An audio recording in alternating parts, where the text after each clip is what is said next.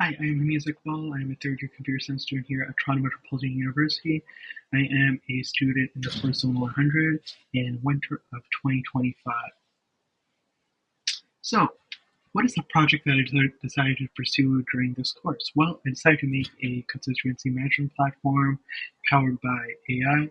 At the beginning, it was a rough idea with hypothesis that I gained from a colleague working in the industry, but I had no direction uh, and no idea how to turn this idea into a reality.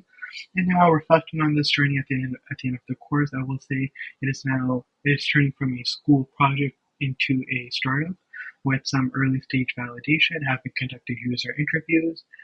There is a nice foundation that is not rushed. That's what this course has provided. We are prepping for MVP launch for late spring or early summer. There is direction, momentum. We have a small network of elected officials that can become early stage adopters.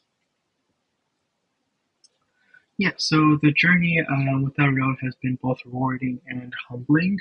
At times, it was overwhelming, especially when navigating unfamiliar areas like problem interviews, procurement, or government workflows. I received great encouragement from my classmates, especially from my squads during our squad sessions. Having people to talk about the idea with, bounce ideas off of, get feedback, uh, and now every now and then just vent was a valuable experience. This wasn't just a solo journey, it was one built with support from peers, course instructors, and the elected officials who generously gave their time for us to conduct these interviews. Um,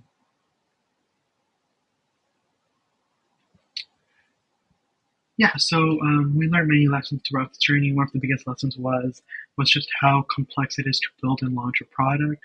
There are stages like hypothesis, validation, minimum viable product, etc. And then in GovTech, there are even more layers like long decision-making cycles, privacy concerns, procurement policies, or even political aspects, and you just have to navigate through all of that. A major low is definitely rejections and being ghosted when conducting cold emails. In the beginning, that kind of silence was discouraging, but I've come to understand that it is not personal. Everyone's just busy, and just because someone doesn't reply doesn't mean it's not that an idea isn't valuable. Persistence matters.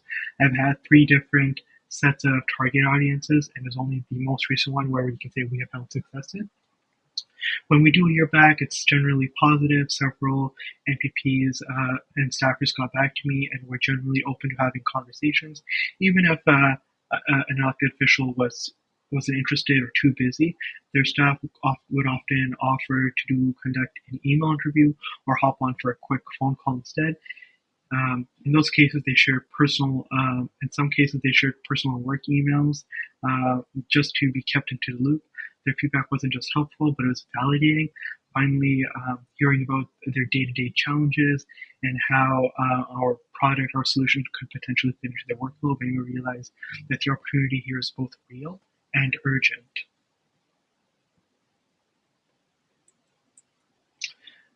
Just building on that last paragraph, from end users, I learned that there's strong desire to save time and reduce repetitive work.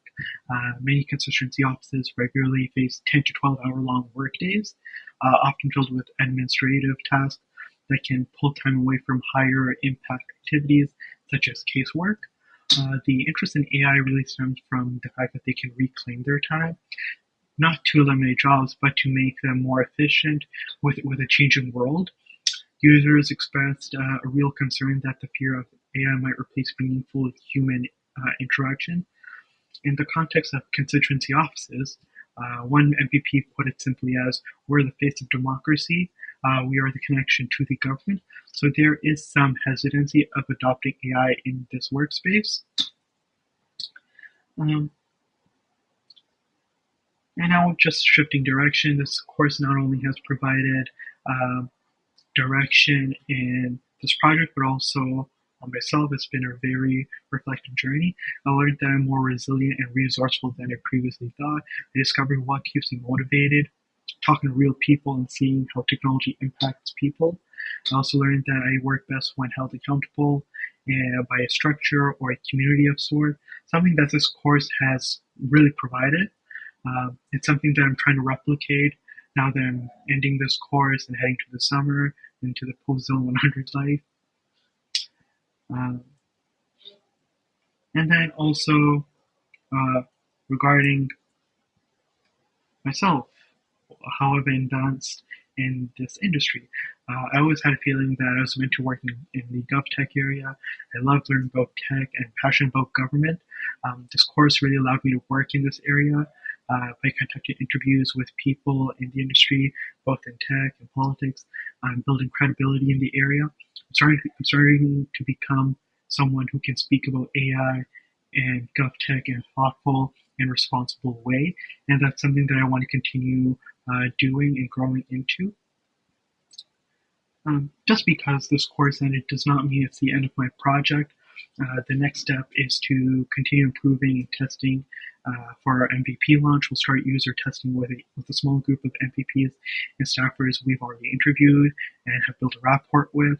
From there, we'll gather feedback, iterate, and refine the product based on real usage, just the agile methodology.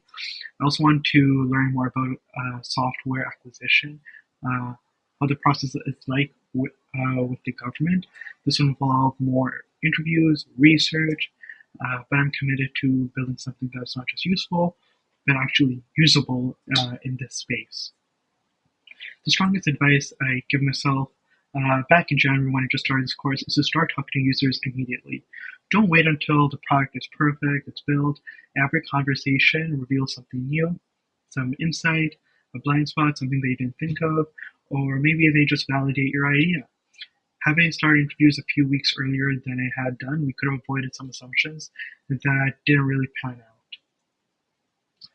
And overall, the biggest takeaways from this course, the benefits, is that this course gave me structure and confidence, provided me the push I needed to stop like thinking about it, but to actually start building.